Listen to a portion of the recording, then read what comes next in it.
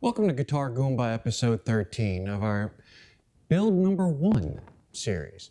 Today, we're gonna try to find out the answer to the question, what do copper shielding tape and blue snakeskin Tolex have in common? The simple answer? Nothing. But I'm gonna talk about one and use the other one today. To find out which is which, stay tuned.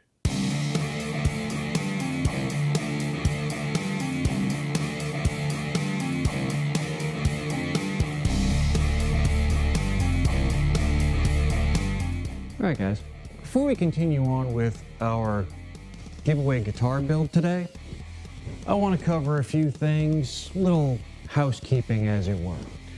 So, you'll notice we have a fair amount of stuff on the workbench today, also known as my pool table. So, just want to cover a few things that's coming up. These are the giveaway wireless systems that I haven't tested yet. This one is an A81 and there's a lot of Asian writing on there, probably Chinese. Then this one is VAM, and again, got some information on there. Now, this is the first one that I'm going to demo out right here. Gonna test that out, see how it does, and then I'll be giving it away to one of you guys when I hit the right number of subscribers. Then, I'm gonna do this one when we hit 1,000 subscribers. So, now you'll see these two boxes right here. Well, I wonder what might be in those. Well, these are our next two build projects. I said before that I didn't really want to be just a kit builder, but these two kits both have a particular reason why I'm gonna do them. And then the fourth build, which I haven't received yet, but should be here sometime in the next month. Man, when I saw that kit, I couldn't not get it. It is just too amazing. If it looks half as good as it does in the pictures, it's gonna be... Now, I'm also hoping that we'll have enough traction on the channel that by the time I get to that fourth build, we'll be able to do something truly special for the giveaway. Now, here you'll notice we have a Marshall MG100 head, amp head. Well, I also have the matching 412 cabinet. It's over there. And the cabinet, well, the Tolex is all tore up.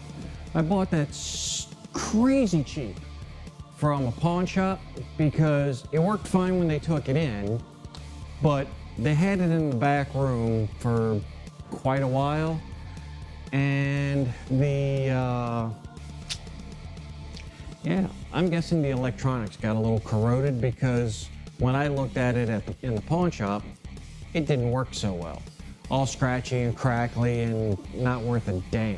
So, one of the things that we will be doing as a side project is I will be repairing and refinishing this Marshall amp and cabinet. That is what the blue snakeskin Tolex is all about. This is going on here. I would say I hope you guys will dig it as much as I think I will, but I'm keeping this one. This one's for me, so it doesn't really matter if you guys like the Tolex or not. But I do have a question about the Tolex. This is related to our fourth giveaway and possibly a couple of giveaways in between. What Tolex? Tolex is the vinyl covering that you have on amplifiers. What Tolex do you guys like? Seriously, let me know in the comments what, if you were to build your dream amp, what would the covering be? Now, obviously, I like the blue snakeskin because I like black and blue. They're two of my favorite colors.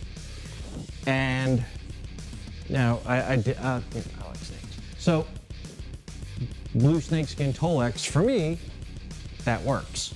So that's what I'm putting on my amp and cabinet. What would you want on yours? If I was building an amp for you, what covering would you want to be on it? Now, today's Tolex, well, that's not today's. The Tolex that I have for the amp refinish comes from eBay, a seller on there who goes by the handle of Gashly Crumb. Now, there will be a link in the description to his eBay store, and he has all kinds of crazy stuff. He provided us with a bunch of extras when I bought this Tolex, which, by the way, was a pretty good deal on the Tolex by itself. In here, we've got a bunch of capacitors, switches, slides, knobs, pots for tone and volume in different sizes. And we even got like old school chicken head knobs. Cool stuff. Then we have a reverb trap. Figure out what to use this on, sometime in the future. But all of this comes from old Gashly. So if you're in the market for anything amp related, whether it be Tolex to recover your amp, the little corner pieces, knobs, switches, tubes, capacitors, almost anything you can think of. And he even does guitar and instrument cables. So we're gonna have an interesting bit on that coming up. Just check him out. He's a friend of the channel, so he's gonna be my amp Goomba. I'm your guitar Goomba. Maybe he can be your amp Goomba too. So, without any further ado, let's get into today's build project. All right, guys, now we're ready to get started filling in the control cavities on our giveaway Telecaster here. Now, why do I want to fill these cavities in? Well, because electric lights and appliances, things like that, that work on 60 cycle electricity, which is anything that plugs in a wall outlet in the US, they emit a hum, a certain electrical interference that these single coil pickups can pick up on quite easily. So we're going to use our copper shielding tape and we're going to fill these in. Now when you get your shielding tape, you want to get one that has you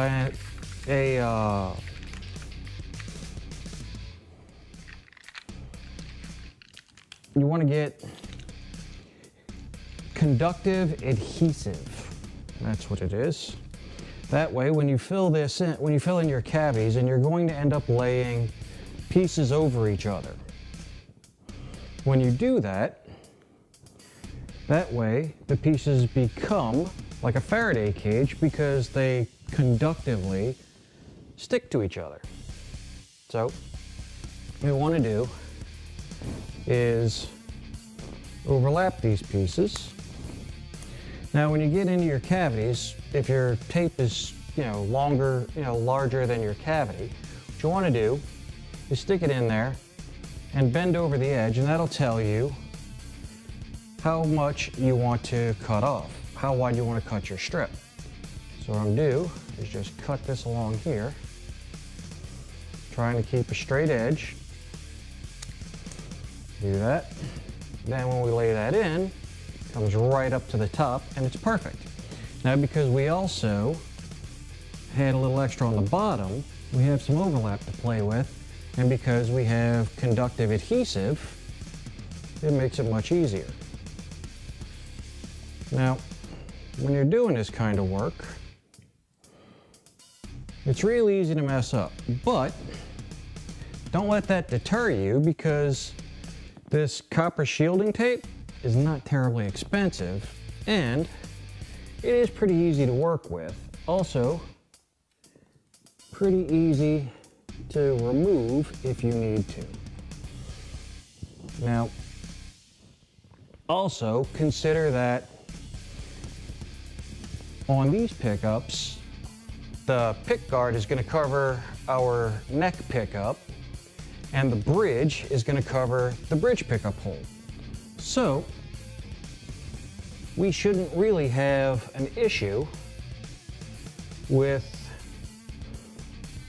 how, if we were to overlap the top a little bit. that wouldn't be a problem because that will be covered up, and that would just allow it to bond better with the tape that we're going to put on the bottom side of our pick guard. So once I finish this first one, the other two will basically be lather, rinse, repeat. You want to get your tape, which being a thin metal tape can be a pain to deal with because it just does not want to come loose. And as I stated in a previous video, my fingernails are too long, so I cut them. And now that makes it difficult to grab stuff like this. Over here, I'll put this one down there like that. Get it in the corner. Over here, get that. And you want to rub over it real well to make sure that it's sticking properly. And then when you look inside the cavity, you shouldn't see any exposed wood. Now here, you see I have that little piece right there where the wood is exposed, but we have extra tape. So I just cut off a little piece of that. And I should have made that piece a little bit longer. That way, I would have been able to cover it up with just a quick clip. But it's all good, it's fine. It does not affect how well this material works, and it's all good. Now, when you're done with this, you do want to punch out your holes where your wires go, because otherwise you won't be able to get your wires through. Now, that cavity's done. I'm going to do the rest, and like I said before, it's basically just a lather, rinse, repeat job. So we're going to fast forward this part.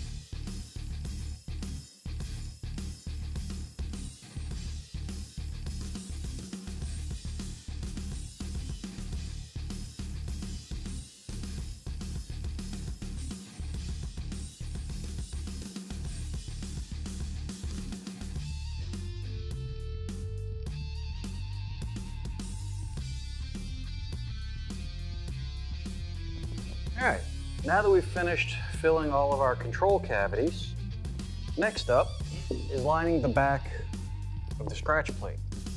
And the procedure here is actually a lot simpler because all we're going to do is run our tape across our scratch plate and just tape it on there. And then we'll come back later once we actually get all the tape on and we will cut the excess off.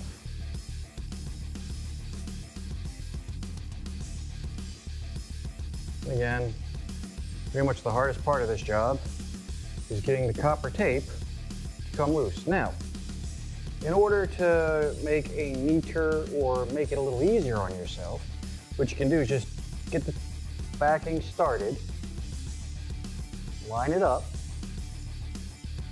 and then peel the back off as you go.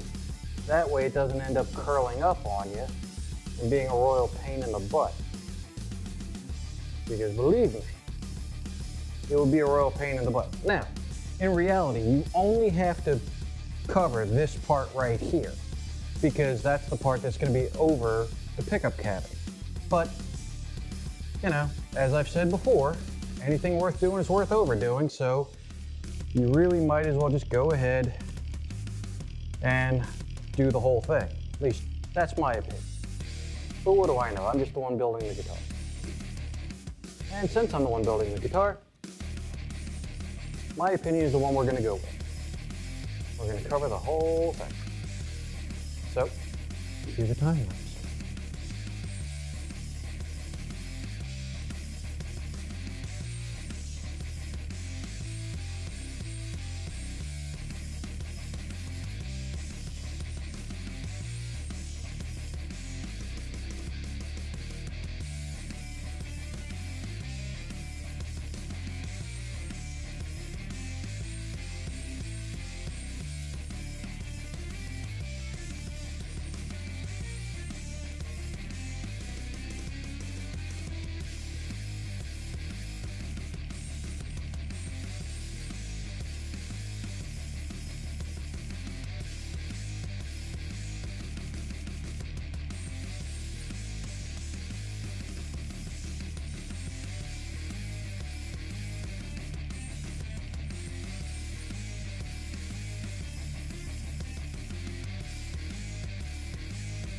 Now, there's our pick guard, all copper shielded, along with the control cavities of our Telecaster. If you want a chance to win our giveaway Telecaster, then all you have to do is subscribe to the channel, like the video, leave a comment below. Complete rules for the giveaway are in the video description. If you're new to the channel and haven't yet subscribed, then go ahead and click that button right there. If you haven't seen the first video in our build series, go ahead and click that button right there. For the most recent video in the giveaway series, or the most recent video that I've uploaded to this channel, go ahead and click down there. So, till next time, this is your Guitar Goomba Lucky saying, keep rocking.